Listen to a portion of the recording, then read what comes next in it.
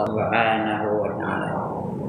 Pagi ini kita dibangunkan semula oleh Allah Subhanahu wa taala setelah dimatikannya kita buat seketika malam tadi.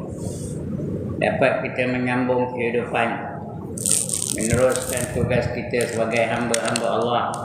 Mudah-mudahan dapat pencerahan dari Allah sebagai hamba-hambanya. Bila Allah iktiraf kita sebagai hamba, balasannya tak lain tak bukan melainkan syurga. Ini janji Allah dalam hadis qudsi. Apa kata Allah?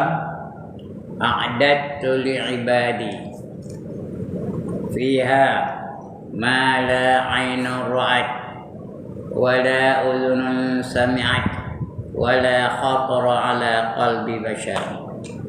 Aku sediakan untuk hamba-hambaku. Siapa hamba-hambaku tu? Kita lah. Fiha, di dalamnya. Nya tu apa? Di dalam syurga. Ma la 'ainun ra'at, sesuatu yang tak pernah dilihat oleh mata. Mata tak pernah tengok. Cantiknya, lawanya, menariknya, egiknya. Wala udhunun sami'at, dan telinga tak pernah dengar. Sedapnya, merdunya, lazatnya. Wala khatara ala qalbi bashar, dan sesuatu yang tak pernah terlintas di hati kita. Nak bayang pun tak boleh. Itu keadaan dalam syurga. Jadi mudah-mudahan kita layak dianugerahkan Allah dengan syurga. Ya, syarat dua aja. Nak masuk syurga syaratnya bukan banyak, dua aja. Yang pertama beriman, yang kedua beramal soleh. Apa arti beriman? Percaya betul-betul. Apa yang nak percaya? Rukun iman yang 6 tu. Kita darjah 2 waktu ngaji dah. Rukun iman 6 perkara. Pertama, percayakan Allah. Kedua, percayakan malaikat. Ketiga, percayakan Rasul. Keempat, percayakan kitab. Kelima, percayakan hari kiamat. Yang keenam, percayakan qadar dan qada. 6 perkara ini kita mesti percaya betul-betul. 100%. Tak ada syak, tak ada zon, tak ada waham. Udah kita percaya, tak cukup lagi. Kena beramal soleh. Apa arti beramal soleh? Apa saja perlakuan kita, apa saja aktiviti kita, apa saja tindakan kita, mesti ikut cara Islam. Itu namanya amal soleh.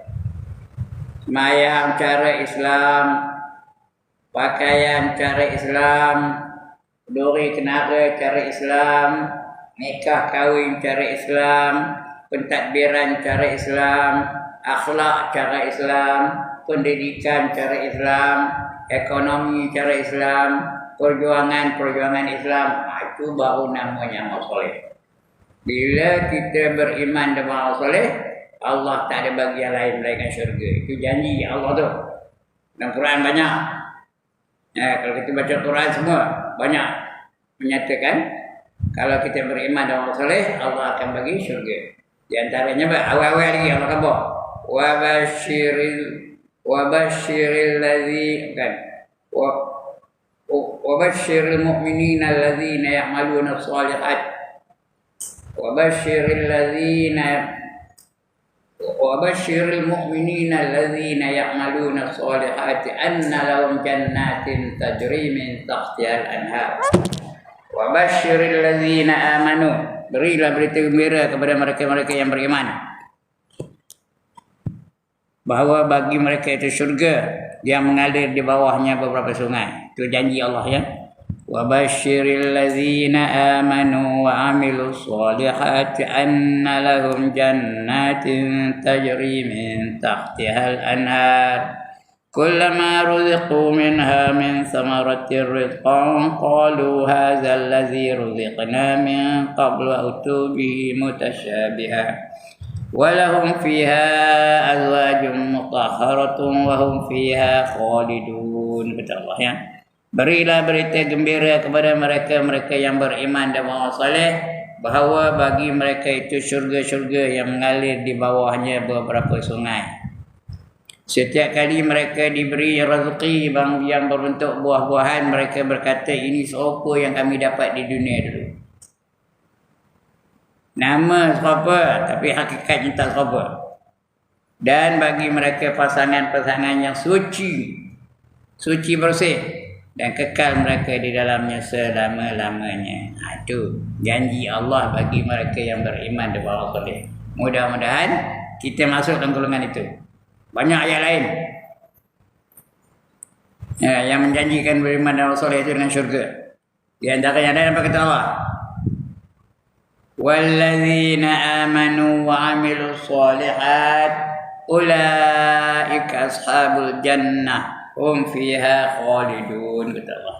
Dan mereka-mereka yang beriman dan beramal soleh, mereka itulah yang menjadi penghuni syurga. Kekal mereka di dalamnya selama-lamanya. Itu dia. Kalau nak syurga, dua syarat aja. Bukan banyak benar. Beriman dan beramal soleh. Mudah-mudahan kita masuk golongan itulah.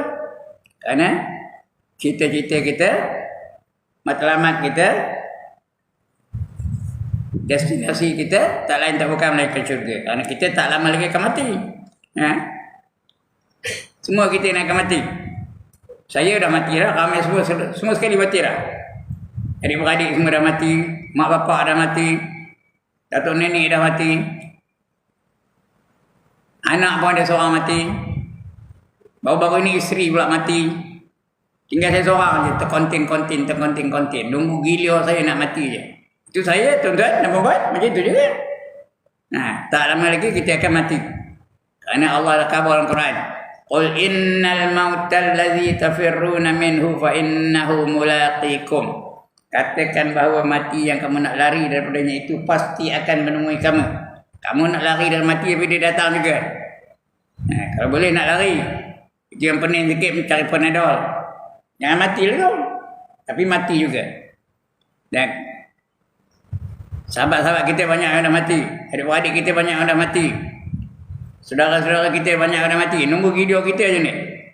Soalnya kita mati, lepas itu apa akan jadi pada diri kita setelah mati? Kalau mati terus aja tak apalah. Tapi dah akan dibalas tentang apa saja yang kita lakukan dalam dunia. Apa saja kita buat semua akan dibalas oleh Allah Subhanahu Wa Taala. Baik akan dibalas dengan kebaikan, jahat akan dibalas dengan kejahatan. Baik, untuk pagi ini kita sambung pembacaan kita. Tajuknya ialah kelebihan sembahyang fardu. Sembahyang adalah satu ibadah yang paling penting. Kerana dia merupakan tiang agama. Apa kata Nabi? As-salatu ibaduddin. Faman aqamaha faqad aqamad-din. Wa man tarakaha faqad hadamad-din. Sembahyang itu tiang agama. Tiang. Masjid kalau tak ada tiang macam roboh lah. Jadi sembahyang itu tiang agama. Kalau tak sembahyang, tak ada agama lah. Siapa mendirikannya, maka dia telah mendirikan agama. Dan barang siapa meninggalkannya, maka dia telah merobohkan agama. Tiang, kalau tak ada tiang, roboh lah masjid ni. Sembahyang pun betul, tak ada sembahyang, roboh hak Islam. Roboh agama. Jadi musuh Allah, jadi musuh Islam. Kita ingat musuh Islam tu Benjamin Netanyahu. Kita ingat George Bush. Kita ingat Donald Trump. Rasul tak sebut pun nama-nama mereka tu. Kata Rasul, orang yang merobohkan agama, orang yang memusuhi Allah, orang yang memusuhi Islam, ialah orang yang tak sembahyang. Siapa tak sembahyang tu? Kadang-kadang anak-anak kita musuh Islam itu, peroboh agama itu. Kadang-kadang cucu-cucu kita peroboh agama itu. Kadang-kadang sahabat-sahabat kita peroboh agama tu. Kadang-kadang isteri kita sebantai tidur dengan kita. Rupanya kita tidur dengan peroboh agama. Kadang-kadang suami kita jadi benih kepada anak-anak kita. Rupanya benihnya benih peroboh agama. Kerana mereka tak sembahyang. Hari ini tuan-tuan dan puan-puan ikut kajian yang dibuat oleh mereka-mereka yang tertentu, umat Islam yang sembahyang hanya ada 15% sahaja. Dengar elok-elok.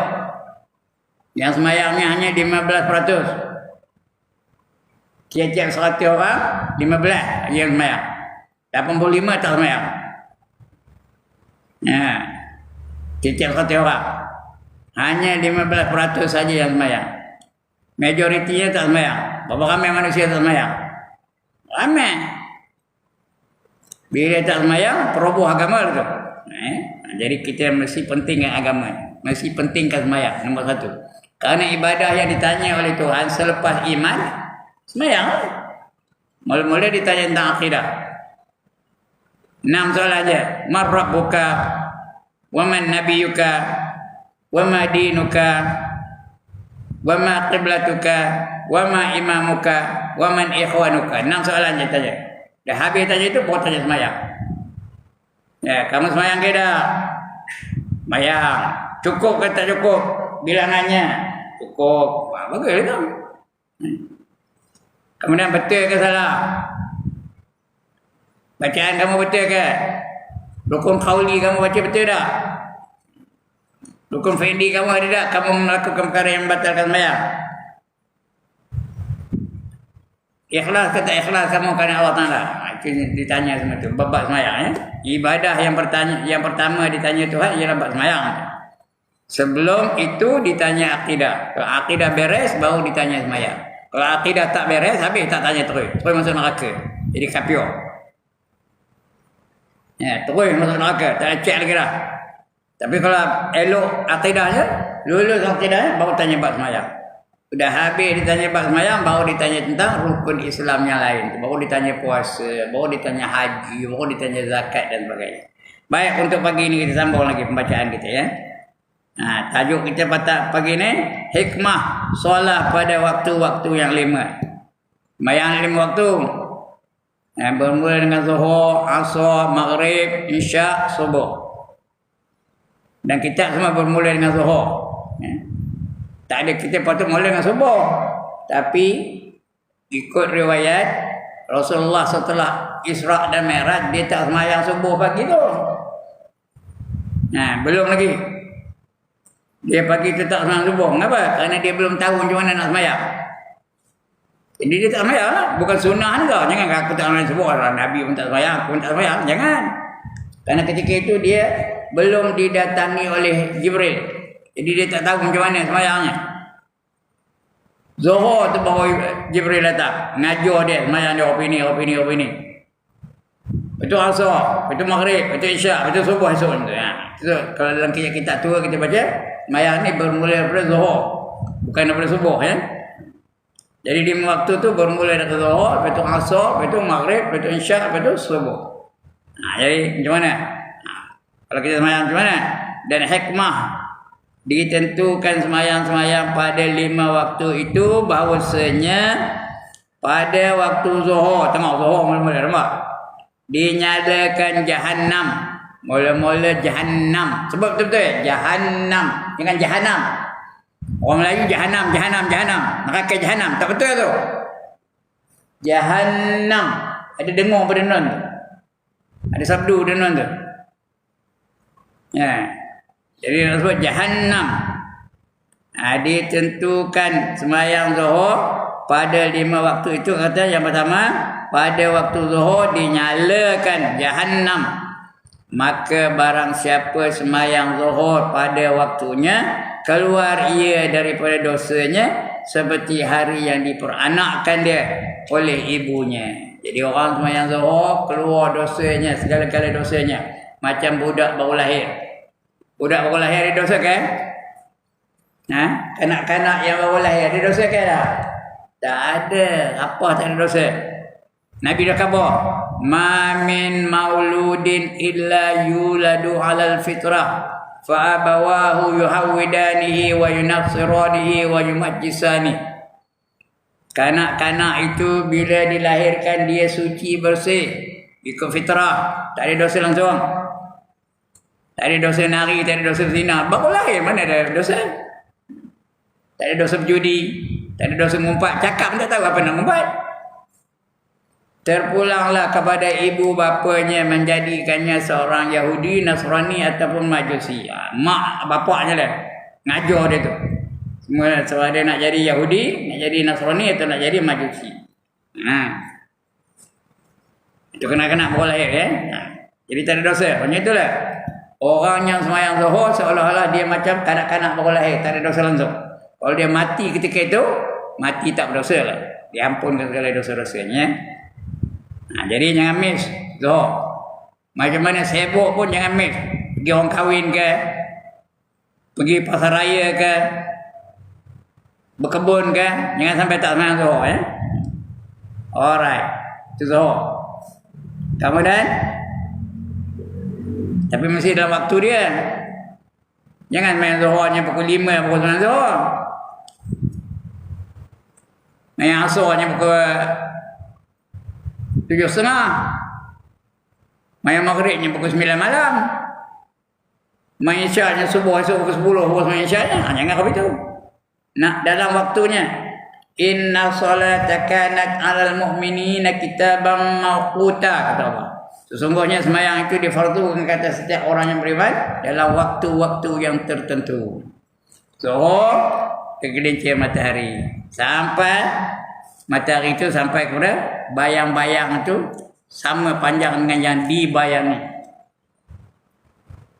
Lepas itu mau masuk isyak. Isyak pula masih itu sampai jatuh matahari, sampai gaib matahari itu.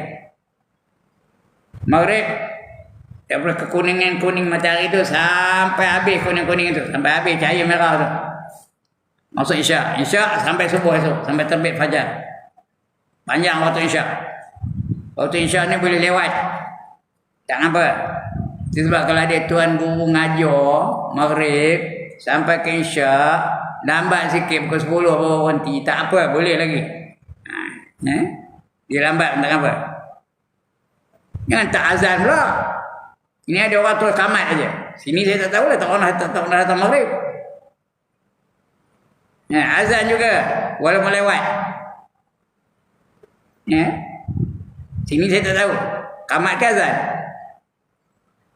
Kalau lepas Tuan Guru ngajar, Pak Ustaz Farid ngajar. Kamat ke azan? Lepas Ustaz Sofian ngajar. Saya pun tak tahu. Tuan-tuan yang tahu, perempuan yang tahu ya. Ni dah. Terus kamat aja. Bila kamat aja, tak ada siapa nak sembahyang sunat isyak. Mudah tak dapat pahala. Kalau azan, ada orang sembahyang sunat. Ya ke dah. Sini saya tahu, azan ni kamat. Kamat. Ya, kalau lewat ya. Tak ada azan. Kalau lewat, terus kamat aja. Siapa nyuruh? Ada Tuan Guru ngajar apa tu? Azan. Lewat pun tak apa. Kalau jangan bagi keliru orang, tak payah pakai mikrofon. Tapi azan. Tak payah mikrofon. Tak dengar orang luar, tak apa. Jangan miss azan tu. Hukumnya sunat. Sunat muakkad, sunat yang sangat-sangat dituntut. Ini dah kamat aja. Kadang-kadang Tuan Guru menyuruh kamat. Sebab saya kalau ngajar di mana pun saya penting je. Azan. Jangan kamat aja. Saya tak ada ngajar sini maghrib. Baik. Dan pada waktu asar itu zuhur habis. Ada masalah main zuhur? Tak ada. Pas zuhur asar ya. Dan pada waktu asar memakan Adam akan buah kayu. Buah kayu apa? Umutan. Apa buahnya? Khuldi. Itu syaitan yang keluar buah tu lah. Khuldi. Yang sebenarnya Quran tak sebut apa itu. Quran kata wala taqraba hadhihi syajarah fatakuna minadh dhalimin. Jangan kamu hampir dengan pokok ini. Nanti kamu berdua akan menjadi orang-orang yang zalim. Tapi iblis nak bawa pada Adam. Ini buah ni namanya buah khuldi. Buah kekal. Kalau kamu makan buahnya, kamu akan kekal dalam syurga. Adam baling dengan apa yang dipegang tu. Penggainya iblis tu, lari iblis tu. Pergi pula jumpa dengan opah kita. Ibunya bapa, hawa. Kamu tahu tak apa nama pokok yang Allah larang kamu dekat tu? Entah mana dia tahu, kata dia opah kita. Itulah pokok huldi. Allah larang kamu makan pokok huldi itu kerana Allah tak nak kamu berada dalam syurga ni selama-lamanya. Allah nak keluar kamu dari syurga. Sebab itu tak bagi yang makan. Kata ayah kena makan ke? Dah. Iblis kan tak reti jaga perak ya. Dah kata. Dia pun nak makan. Ambil buah tu nak makan. Nanti kata Iblis. Kalau kamu makan, kamu seorang aja di dalam syurga ni. Oh iya, mungkin. Ayah kena kabur lah pada Abang Adam je. Ajak dia makan. Apa jawab dia? Apa jawab Iblis? Dah. Balik aja Nabi Adam. Opah kita Siti Hawa pun panggil lah. Abang Adam.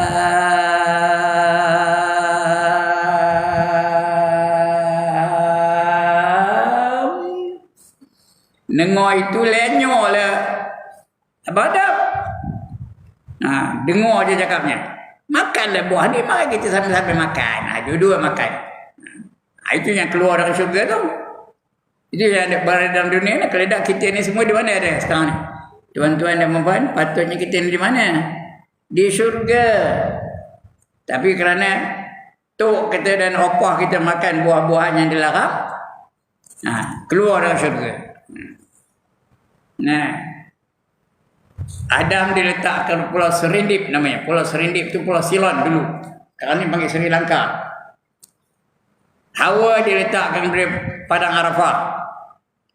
Dia cari lah. Adam cari Hawa, Hawa cari Adam. Akhirnya berjumpa juga Adam dan Hawa di Padang Arafah. Bila jumpanya?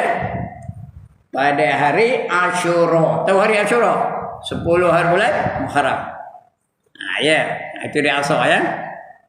Memakan Adam akan buah kayu, maka barang siapa sembahyang asar pada waktunya, diharamkan Allah akan jasadnya atas api neraka.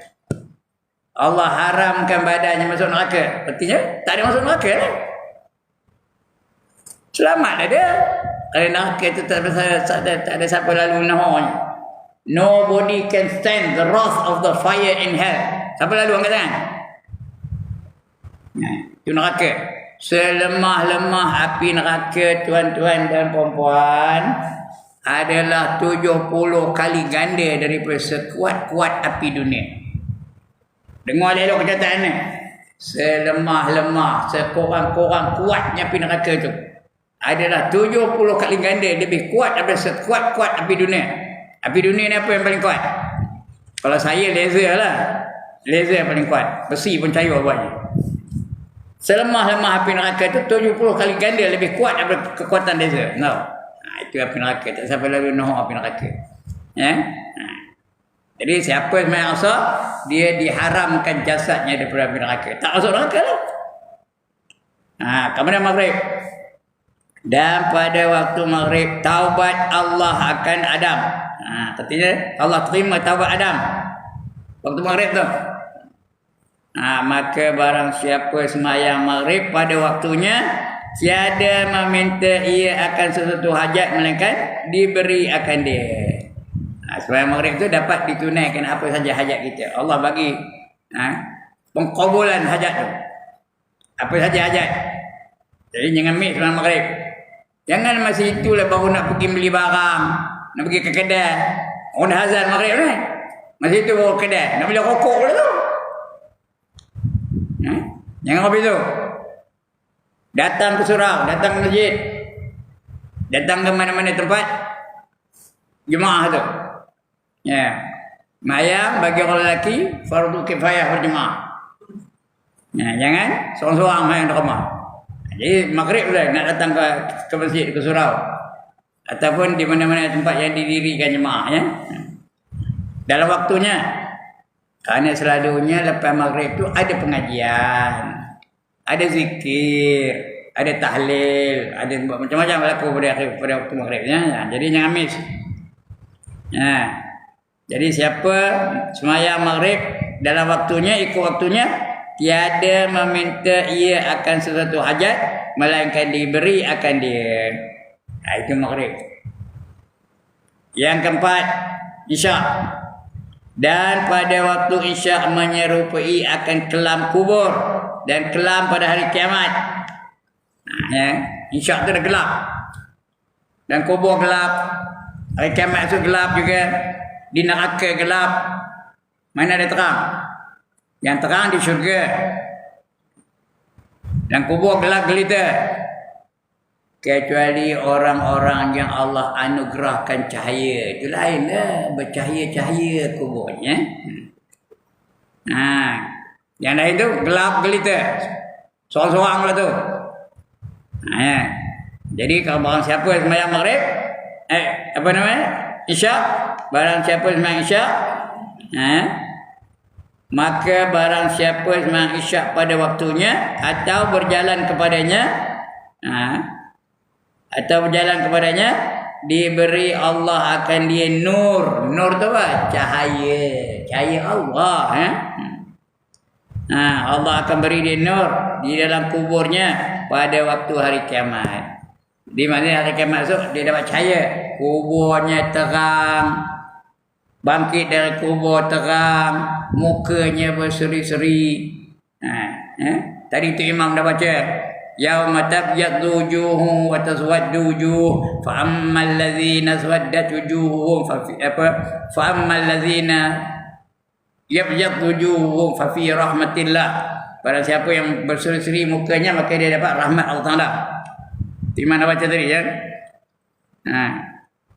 Yang gelap-gelap lah. Yauma tabyaddu wujuhum wa taswaddu wujuh. Fa ammal ladzina swaddat wujuhum Fa ammal ladzina swaddat wujuhum. Bukan itu. Yang gelap. Siapa yang mukanya kerap? Akafartum ba'da imanikum fadzuqul azaba bima kuntum takfurun. Barang siapa yang digelapkan mukanya oleh Allah Taala, dia akan jadi kufur setelah dia beriman dan diazab. Diazab dengan segala perkara yang dilakukannya itu kerana dia jadi gelap. Apa itu baru wa ammal ladzina biyaddat wujuhuhum fa fi rahmatillah. Barang siapa yang diberi cahaya berseri-seri mukanya, dia akan dapat rahmat dari Allah. Artinya layak masuk syurga lah. Hum fiha khalidun. Kekal mereka dalamnya selama-lamanya. Itu nak dapat rahmat Allah Taala ya. Sembahyang isyak jangan tinggal. Allah bagi cahaya. Berjalan kepadanya, diberi Allah akan dia nur dalam kuburnya pada hari kiamat. Di kubur tu terang-terang aja. Itu orang dapat nikmat kubur tu. Kubur tu boleh dapat nikmat, boleh juga dapat azab. Rasul dah khabar, al-qabru rawdatan min riyadil jannah. Kubur itu satu taman daripada taman syurga. Taman tu kan. Dan perempuan, taman ni cantik ke dah? Ya Allah, tak pernah pergi taman ke? Cantik ke dah? Cantik lah. Udaranya bersih ke kotor? Bersih. Nyaman ke busuk? Nyaman. Itu taman-taman syurga ya. Lagi apa ada? Tumbuh-tumbuhannya apa? Bunganya. Macam mana bunganya? Layu je ya? Macam mana bunganya? Kembang. Kembang je bunganya. Bau bunganya harum ke dah? Harum. Itu taman. Kita selalu pergi ke taman lah. Dan di Ipoh tu ada taman. Taman di Srinivas Agam. Di Kuala Lumpur pun ada taman. Botanical Garden dan sebagainya. Itu jadi taman syurga. Tapi kubur itu juga boleh jadi jurang-jurang neraka. Al-qabru khufratan min khufurin niran. Kubur itu juga boleh jadi jurang daripada neraka. Dia macam satu lubang dalam neraka lah. Api yang menyala-nyala. Ada ular pula tu. Ada kala mata-mata. Bumi menghimpit dia. Itu kubur. Boleh jadi jurang daripada jurang neraka. Jadi kita yang mana agaknya? Kalau dalam dunia ni kita tak semayang, itu siap. Orang yang tak semayang, esok Allah akan bangkitkan seperti babi hitam. Benar? Ya, saja tak siap semayang. Pentak dengar azan. Jenuh. Lagi dolar azan. Yang saya kenal Haji Daulah aja sini. Tapi dia tak datang, tak pernah datang subuh ni. Ngapain tak? Itu yang saya kenal. Dia azan buat tak naik, buat tak reti je. Lalu lalang. Pergi ke kedai. Dan sebagainya. Mayang hidup. Esok akan dibangkitkan seperti babi hitam. Udah bangkit macam babi hitam, belenggu. Tahu belenggu? Diikat kaki tangan tu. Tangan tu pergi naik ke leher ni, dia diikat. Itu dia sampai ke kaki ikat. Lepas itu dia heret. Tahu heret? Ditarik. Daripada kubur sampai ke padang mahsyar. Itu namanya belenggu. Dibelenggu dari kubur sampai ke padang mahsyar. Lepas itu akan dimasukkan dalam neraka. Namanya saqar. Neraka khas untuk orang tak semayang. Namanya saqar. Neraka itu ada 7 tuan-tuan dan puan. Yang pertama namanya Jahannam. Yang kedua namanya Jahim. Yang ketiga namanya Saqar. Yang keempat namanya Sa'ir. Sa'ir, dia bukan syair. Syair itu berlagu. Ini Sa'ir. Yang kelima namanya Khutamah. Yang keenam namanya Hawiyah. Yang ketujuh namanya Lazar. Mana tak? Tuan-tuan dan puan, mana tak antara 7 neraka tu? Pilihlah salah satu. Mana pun tak ada ya. Itu neraka yang menunggu orang-orang yang tak semayang. Jadi jangan tinggalkan semayang. Apa pun aktiviti kita, semayang jangan tinggal. Mesti dia menjadi agenda yang utama. Perkara yang utama. Jangan nak pergi orang kahwin nak tak semayang Zuhur. Nak pergi ke pasar raya nak tak semayang Asar.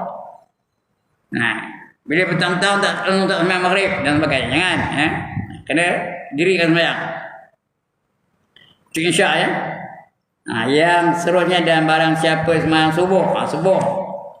Pada waktunya diberi Allah 2 kelepasan. 2 kelepasan. Allah lepaskan dia daripada 2 perkara. Apa dah? Yang pertama daripada neraka. Siapa tak nak? Allah jamin dia tak masuk neraka. Nak ke tak nak? Diam je tak nak ke je? Nak ke tak nak? Nak. Lepas dari neraka. Yang kedua, lepas daripada sifat munafik. Siapa nak munafik angkat tangan? Siapa nak jadi orang munafik? Munafik itu istilahnya apa? Yuzhirul Islam wa yubtinul kufra. Menzahirkan keislamannya dan menyembunyikan kekufurannya. Dia salah satu 4 golongan orang kafir itu munafik tu. Orang kafir ada 4. Dengar elok. Orang kafir ada 4. Yang pertama murtad.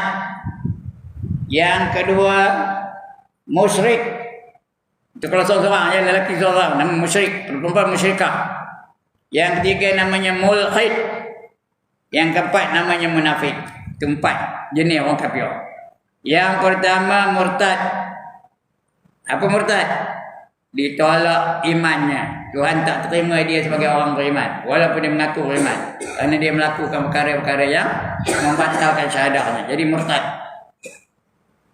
Teman tak? Angkat tangan. Saya nak angkat gambar mana orang tak ni. Yang kedua musyrik. Musyrik ni dia menyembah Tuhan tapi lain Tuhannya. Menyembah patung, itu musyrik. Menyembah matahari, menyembah pokok, menyembah lembu, menyembah gajah, itu musyrik ya. Menyembah cahaya, menyembah api, itu musyrik. Mensyirikkan Allah dengan sesuatu yang lain. Kafir tu. Yang ketiga mulhid. Mulhid, elok-elok. M-U-L-H-I-D. Min lam ha ya dal. Mulhid. Iaitu orang yang tak percayakan agama. Dia tak percayakan Islam, tak percayakan Hinduism, tak percayakan Buddhism, tak percayakan Christianity, tak percayakan apa saja tentang agama. Dia hidup tak ada agama. Dalam bahasa modernnya atheist, free thinker, socialist. Itu mulhid namanya. Yang keempat munafik. Munafik ini pura-pura beriman tapi dia tak beriman. Orang ingat dia beriman, dia sembahyang sama dengan kita, puasa sama dengan kita, zikir sama dengan kita. Kalau dia tahlil tu, nak roboh apa ni? Atap tu maknanya, punya kuat suaranya. Tapi tak beriman rupanya. Yang paling Allah murka antara empat yang mana satu? Tuan-tuan dan puan. Yang empat tadi, yang mana paling Allah marah sekali? Munafik lah. Kerana munafik tu kita tak kena, dia musuh dalam selimut. Dia macam orang beriman, tapi sebenarnya tak beriman. Itu dalam Quran kita baca mana-mana ayat, mana surah pun ada cerita orang munafik. Tiap-tiap surah dalam Quran tu ada cerita orang munafik, ya. Kerana Allah murka sekali. Dan orang munafik itu ditempatkan di tingkatan yang paling bawah dalam neraka. Allah khabar Quran tu, innal munafiqina fid darkil asfali minan nar. Sesungguhnya orang munafik itu ditempatkan di tingkatan yang paling bawah dalam neraka. Kenapa bawah? Kenapa bawah sekali? Kerana neraka tu lagi ke bawah lagi panas, lagi ke bawah lagi panas, lagi ke bawah lagi panas. Yang paling bawah adalah yang paling panas. Itu orang munafik, ya. Dalam Quran cukup banyak cerita orang munafik ni. Di antaranya dari mulia lagi Allah sebut, wa minan nasi man yaqulu amanna billahi wa bil yaumil akhir wa ma hum bimu'minin yukhadi'una Allah wal ladzina amanu wa ma yakhda'una illa anfusahum wa ma yash'urun fi qulubihim maradun fazadahum Allahu marada wa lahum adzabun alimun bima kanu yaksibun. Cerita munafik tu. Di kalangan manusia ada orang yang mengatakan bahawa dia beriman dengan Allah dan beriman dengan hari kemudian, tapi sebenarnya mereka itu tidak beriman. Mereka cuba menipu Allah dan menipu orang beriman, tapi mereka tidak menipu sesiapa, melainkan menipu diri dia sendiri. Dalam hati mereka itu ada penyakit dan Allah tambah lagi penyakit mereka itu. Dan mereka itu akan diazab dengan azab yang amat pedih. Disebabkan oleh pendustaan dia terhadap ayat-ayat Allah. Itu orang munafik, ya. Mula-mula lagi sebut. Tanda orang munafik tak ada. Apa tanda orang munafik? Wa idza laqul ladzina amanu qalu amanna wa idza qalu ila syayatinihim qalu inna ma'akum innama nahnu mustahzi'un. Apabila orang munafik itu berada di kalangan orang beriman, mereka berkata kami beriman. Tengok, aku sembahyang sama kamu. Aku zikir sama kamu. Aku irit sama kamu. Tetapi apabila mereka kembali kepada geng-gengnya, syaitan-syaitannya, pemimpin-pemimpinnya, mereka berkata, aku bersama dengan kamu. Tadi aku bersama dengan orang beriman tu, olok-olok aja, acah-acah. Bukan betul. Itu tandanya Allah khabar dalam Quran tu. Kalau dia bersama orang beriman, dia macam orang beriman. Kalau pergi geng dandut, dia pun dandut juga. Dalam hatiku hanya ada kamu. Itu orang munafik tu. Kalau pergi karaoke, dia pun karaoke juga. That's the way I like it. Katanya. Tanda dia. Orang munafik ni macam sesumpah. Tahu sesumpah? Dia tak kenal tapi sesumpah. Satu binatang yang boleh bertukar warna kulitnya.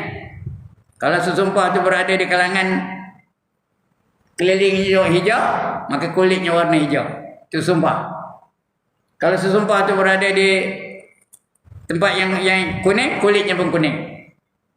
Kalau kelabu, kulitnya kelabu. Itu sumpah. Dia boleh tukar wajah. Orang munafik apa itulah. Di kalangan orang Islam, dia jadi macam orang Islam. Di kalangan orang kafir, dia jadi macam orang kafir. Itu tanda-tanda Allah khabar ni. Jangan kita jadi apa itu. Itu orang munafik, ya. 4 golongan kafir tadi, ingat tu. Yang pertama murtad, yang kedua musyrik, yang 3 mulhid, yang keempat munafik. Mana tak? 4 tanda, ya. Tu dia. Baik. Kemudian dan telah menurun Allah Ta'ala pada setengah kitabnya. Cerita munafik nanti ya. Sebelum kita baca yang ni. Munafik apa? Barang siapa semayang subuh lebih-lebih lagi berjemaah, dia lepas daripada 2 perkara. Siapa tak nak? Lepas daripada 2 perkara. Yang pertama, lepas daripada neraka. Neraka tak sampai lalu nahornya. Yang kedua, lepas daripada sifat munafik. Dua-dua bagi neraka tu. Itu sebab jangan tinggal subuh. Macam mana sibuk pun, macam mana mengantuk pun, macam mana nak tidur pun, subuh bangkit. Semayang. Tapi yang baiknya berjemaah. Kerana barang siapa sembahyang subuh berjemaah, tengok ni tuan-tuan dan puan, dia seolah-olah beribadah sepanjang malam.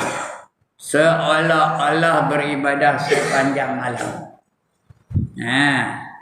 Malam tadi dia tak bangun pun, meruluh je. Tapi seolah-olah dia bangun baca Quran, bangun semayang, bangun zikir, bangun selawat dan sebagainya. Seolah-olah sepanjang malam tak tidur-tidur. Kalau dia semayang berjemaah. Jadi pastikan kita semayang tu berjemaah. Cuma wanita-wanita jangan seorang-seorang datang. Dalam gelap tu jangan seorang-seorang datang. Bahaya, itu haram tau. Kalau nak datang dengan mahram dia, dengan suami dia boleh, dengan anak-anak dia boleh. Kalau dekat, terang jalannya tak apa. Jangan nak sujud sejadah subuh. Kerana tu imam hafal, dia tak hafal. Dalam gelap tu seorang-seorang. Dia pekap, dia menggali, orang tahu. Lantak dia, saya sebut je dia tu, beri saya dah. Jadi haram. Kalau ada teman tak apa. Ada kenderaan yang laju tak apa. Ada motokar ke tak apa. Jangan jalan kaki seorang-seorang. Kalau itu wanita. Kalau timbul fitnah, maka haram dia keluar dari rumahnya. Kalau tidak, boleh. Dapat sunat, dapat balik sunat. Tapi lelaki tak ada alasan. Tak ada alasan. Tak boleh jalan kaki, naik basikal. Tak boleh naik basikal, naik motor. Tak boleh naik motor, naik motokar. Tak boleh naik motokar, naik lori. Naik bas, boleh. Itu orang lelaki. Mesti berjemaah. Kerana hukumnya fardu kifayah. Jangan semayang seorang-seorang di rumah. Demo ada orang lelaki ni. Seorang-seorang semayang di rumah. Siapa semayang seorang-seorang di rumah, dia dikira sesat. Siapa yang mengatakan sesat tu? Nabi Muhammad kita mengatakan sesat. Apa kata Nabi? Walau annakum sallaitum fi buyutikum kama yusalli hadzal mutahallifu fi baitihi la taraktum sunnata nabiyikum walau taraktum sunnata nabiyikum la dhalaltum. Sekiranya kamu sengaja semayang seorang diri di rumah kamu, seperti mana mereka yang tak hadir pada malam ini kerana mereka semayang di rumah mereka masing-masing, maka kamu telah meninggalkan sunnah Nabi kamu. Barang siapa meninggalkan sunnah Nabi kamu, maka sesatlah kamu kata. Nabi ngapa sesat dia? Bukan Juraim ya? Esok nak mencari syurga tak jumpa. Sesat. Lagi cari lagi jauh, lagi cari lagi jauh, lagi cari lagi jauh, lagi cari lagi jauh. Kalau dah jauh nak syurga, dekat dengan apa? Dekat dengan neraka ya. Jadi jangan seorang-seorang sembahyang di rumah. Ni orang lelaki ya, orang perempuan. Tengok ada keadaan macam sekarang ni, ada kawan datang tak apa, berkumpulan tak apa. Ramai-ramai boleh ya. Alright. Tengok apa. Dan telah menurun Allah Ta'ala pada setengah kitabnya bahawasanya orang yang meninggalkan sembahyang itu mal'un tu kena lanat. Mal'un, dilanat Allah Ta'ala. Tahu lanat? Celaka kamu itu lanat itu. Dan jirannya mal'un jika redha dengannya. Kalau dia redha dengan dia, mal'un juga, dilanat juga ya. Jika redha dengan dia. Dan jikalau tiada bahawasanya aku hakim, aku huruf besar, Allah tu hakim ya. Aku hakim yang adil. Nescaya aku kata tiap-tiap yang keluar daripada belakangnya mal'un. Aku kata kalau kamu tak nak sembahyang pada hari itu, kamu tu mal'un, dilanat. Yang daripada belakang kamu tu mal'un. Dari belakangnya mal'un hingga hari kiamat. Dan tersebut pada Hawi Al-Qulub, nama kitab dia Hawi Al-Qulub Al-Tahirah, menyebut Nabi SAW akan sembahyang satu hari. Maka sabdanya, apa kata Nabi? Barang siapa sembahyang, barang siapa memelihara akan atas sembahyang, adalah baginya nur, cahaya. Dan burhan itu artinya dalil, hujah dan burhan, dan kelepasan pada hari kiamat, dilepaskan daripada seksa, dilepaskan daripada azab, dilepaskan daripada neraka. Ada kelepasan. Dan barang siapa tiada memelihara atasnya, tiada ada baginya nur dan burhan. Tiada baginya. Tiada ada baginya nur dan tiada kelepasan. Tak ada lepas daripada neraka. Dan adalah pada hari kiamat serta dengan bersama-sama dengan Firaun. Siapa tak? Bersama dengan Firaun. Lagi apa? Haman. Haman siapa? Menteri Kewangan Firaun. Namanya apa? Penasihat, bukan Menteri Kewangan. Penasihat dia. Perdana Menteri Firaun. Dia namanya Haman. Qarun. Apa Qarun? Qarun tu Menteri Kewangan Firaun. Namanya Qarun. Kaya raya. Akhirnya ditanam oleh bumi. Ditelan bumi. Qarun. Dan Ubay bin Khalaf. Ini orang munafik. Ubay bin Khalaf. Pada lapisan yang di bawah sekali. Di bawah lapisan neraka tu. Neraka ada 7 tingkat. Dia paling bawah. Paling panas. Meriwayat akan dia Imam Ahmad. Imam Ahmad bin Hanbal pengasas mazhab Hanbali. Imam Ahmad bin Hanbal. Dan sebab ditentukan yang 4 itu, iaitu disebutkan kerana mereka itu kepala kufur. 4 tadi apa? Fir'aun, Haman, Qarun, Ubay bin Khalaf. Itu 4 orang dia. Kepala segala orang kafir itu 4 dulu. Nombor 1 Fir'aun. Nombor 2 Haman. Nombor 3 Qarun.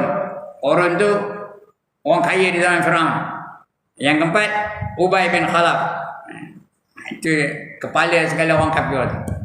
Fir'aun Tuhan dia benar sampai mengaku Tuhan. Sikit handai ke? Mengaku Tuhan. Iblis tak pernah mengaku Tuhan. Iblis tu jahat juga, tapi tak pernah dia mengaku Tuhan. Tapi Fir'aun mengaku dia Tuhan. Dia tu umurnya 500 tahun lebih. Tak usah nak demam. Tak usah nak stroke. Selsema pun tak pernah. Itu Fir'aun tau. Udah umur 500 tahun selsema pun tak pernah. Sehat walafiat. Geng-gengnya semua dah padam. Semua dah mati. Dia masih makin lama makin sihat, makin lama makin sihat. Kerajaannya makin lama makin kuat, makin lama makin kuat. Dia dah rasa diri dia tu orang istimewa. Handai aku ni kata. Sehat aku ni. Lama-lama dia rasa dia makin lama makin megah, makin lama makin megah. Sudah aku ni Tuhan agaknya. Dia ngatakan diri dia Tuhan. Lalu dia buat isyar. Masa tu dia berkuasa. Dia isyar kepada rakyatnya. Qala ana rabbukumul a'la. Berkata dia, aku ni adalah Tuhan kamu yang amat tinggi. Siapa menentang akan dibunuh. Dalam sana itu ada kawah. Dalam kawah itu ada air panas. Ada yang mengatakan minyak panas. Air panas atau minyak panas? Mana nak? Nak air panas ke nak minyak panas? Kalau air panas kena kebui. Kalau minyak panas kena goreng. Mana nak? Artinya mati belakang lah. Kalau menentang dia sebagai Tuhan. Itu Fir'aun. Iblis begitu handainya, tak ada pernah mengaku Tuhan. Tak pernah mengaku dirinya Tuhan. Dia mengaku diri dia hamba. Tapi jahat dari Iblis tu. Tapi Fir'aun lagi handai. Mengaku dirinya Tuhan. Itu dia. Tempat golongan tadi.